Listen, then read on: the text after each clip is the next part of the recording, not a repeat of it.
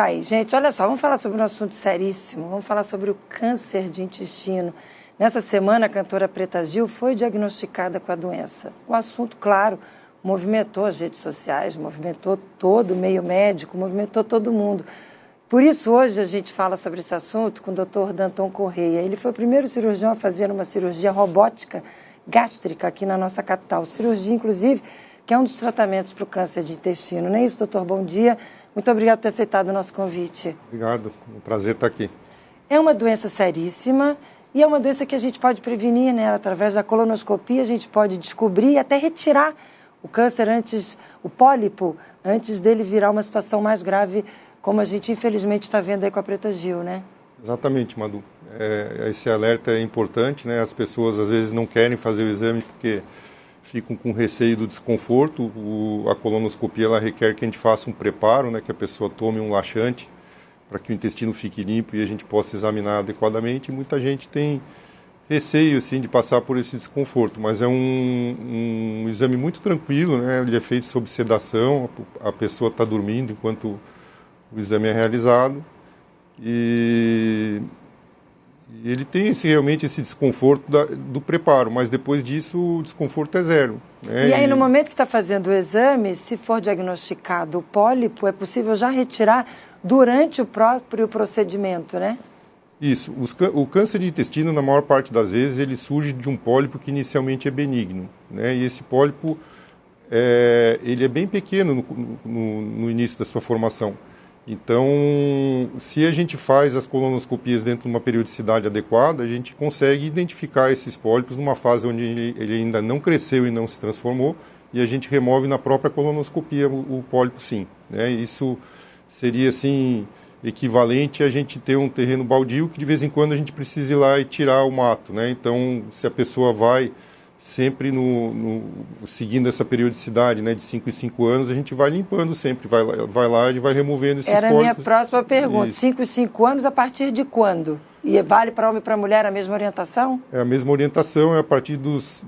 Aqui no Brasil ainda se recomenda a partir dos 50 anos de idade, mas já com uma probabilidade de se diminuir para 45 anos, né, como já aconteceu em vários países ocidentais desenvolvidos. Aqui a recomendação foi diminuída para 45 anos, justamente por essa tendência que está existindo de a gente fazer o diagnóstico em pessoas cada vez mais jovens. Mas se tem histórico na família, deve começar antes, né? Se tem histórico na família, a gente recomenda que faça 10 anos antes da idade mais jovem da pessoa que teve, né? Se a pessoa, por exemplo, teve com 50 anos de idade, né? Seria o mais jovem da família que teve com 50 anos de idade, a gente recomenda que comece com 40. Se foi com 40, começa com 30. São 10 anos antes da pessoa mais jovem que teve um caso. Até porque o alerta é que quando começam a aparecer os sintomas, que foi o caso da Preta Gil, a situação já é mais séria. É isso, né?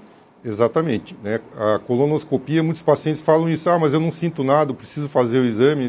É justamente nessa fase que precisa fazer o exame. Quando a pessoa já está sentindo, aí ele já não é mais um exame de screening, não é um exame preventivo, a gente está investigando um sintoma. Né? Então, se o paciente já tem alteração do hábito intestinal, ele já teve sangramento, já está perdendo peso, e aí a gente faz uma colonoscopia para investigar isso. Quando a causa é o câncer do intestino e a gente acha um câncer lá, que está provocando esses sintomas, na maior parte das vezes ele já está mais avançado, sim, né? E aí dificilmente a gente consegue resolver na própria colonoscopia, acaba precisando fazer uma cirurgia. Doutor Danton, sempre que eu falo sobre esses assuntos que chamam a atenção para a pessoa procurar o exame, fazer a prevenção, eu me preocupo com a questão da disponibilidade daquele exame. Colonoscopia é um exame de fácil acesso aqui no nosso estado? Então, pelo Sistema Único de Saúde, ele é um pouco demorado de ser feito, infelizmente. Né? Em pacientes que têm convênio, não, é rápido. Né? Mas para a rede pública, infelizmente, é demorado. Ele é demorado. Eu até acho assim, que ele não é tão divulgado justamente para que não exista tem essa procura maior, lamentavelmente. Lamentavelmente. Bom, vamos falar dos hábitos alimentares, porque Santa Catarina, Rio Grande do Sul, Paraná são estados que têm a maior incidência da doença no Brasil. E está muito relacionada à questão dos hábitos alimentares, né? O consumo de carne vermelha, linguiças, embutidos. Então é importante a gente fazer esse alerta também, né? Perfeito. É exatamente isso, né? Os estudos populacionais que investigam isso, eles mostram uma forte associação entre o consumo de carne vermelha, né? e gordura animal e o câncer de intestino.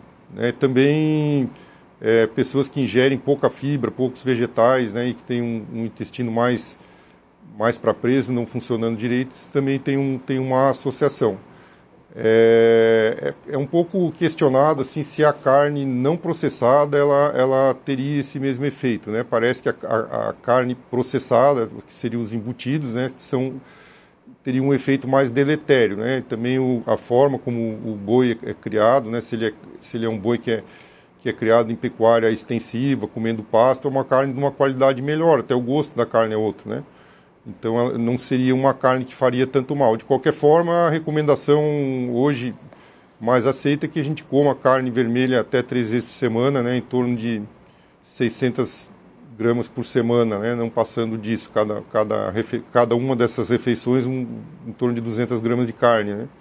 E até aí parece ser seguro. Acho que a grande parte das pessoas come mais que isso, né, porque a gente tem por hábito, assim, comer carne em toda a refeição, mas o ideal era, sim, reduzir o consumo, ou pelo menos trocar o tipo de proteína, né? Colocar também peixe, frango, porco na dieta, não comer só carne de boi. Para fechar, fala um pouco da cirurgia robótica que o senhor realizou aqui na nossa capital.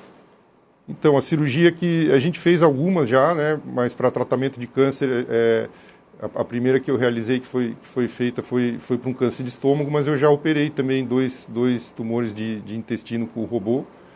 E é muito legal o robô, né? Porque ele tem ele acrescenta na cirurgia, porque primeiro que eu enxergo muito melhor quando estou fazendo o procedimento, né? Ele tem a resolução da câmera dele é maior, e numa laparoscopia convencional, onde eu enxergo em 2 dimensões, com o robô a gente enxerga em 3, né? Ele tem um dispositivo, a gente usa um óculos e a gente enxerga em 3 dimensões. Isso é uma das vantagens. E as outras vantagens seriam que a mãozinha do robô, né, ela faz movimentos que a minha mão não consegue fazer com uma pinça de laparoscopia convencional, que é uma pinça reta. A mão do robô, ela faz todo esse movimento aqui, né? Então, a gente opera sentado num console, né, olhando para a tela, e aí o controle da mão do robô, ele é igual a um controle de PlayStation, ele é exatamente igual, inclusive o mesmo formato, o joystick é igual, os botões são nas mesmas posições, né? Então ele é muito ergonômico, a gente consegue mexer a mão do robô em posições que a gente não consegue mexer uma pinça de laparoscopia convencional. Então isso, quando a gente precisa mexer num espaço que é mais apertado ou que requer, né, eu colocar a agulha numa posição melhor para eu costurar, o robô ele facilita. Então a cirurgia ela fica mais delicada, né? Outra coisa também que aonde os instrumentos entram no abdômen, quando eu estou operando uma laparoscopia convencional e mexo nas pinças, isso provoca uma tração na parede. O robô ele não deixa tracionar, né? A pinça gira em torno de um eixo e não coloca tanta força na parede. Então é uma cirurgia que dói menos também. Então outra vantagem que é muito descrita em literatura é que as cirurgias também sangram menos, né? Justamente para a gente ter uma visão melhor, o instrumento ser mais delicado, né? A cirurgia acaba também, né, refletindo essa delicadeza e sangra menos. Muito bom. Para a gente fechar, por gentileza, a câmera do Pereirinha toda sua, faz um alerta para quem está em casa, para ter saúde, principalmente para a saúde do intestino, considerando essa informação que a gente dividiu com o telespectador, dessa incidência maior aqui no sul do nosso país. A recomendação de dieta, a maior parte das pessoas já sabe, né, que a gente deve comer mais frutas, mais vegetais, tomar água para que o intestino funcione direito. A prática de exercício físico muitas vezes não é associada com câncer de intestino. As pessoas pensam, bom, o que exercício tem a ver com o intestino? Mas tem sim, né? As pessoas que se exercitam, o intestino funciona melhor.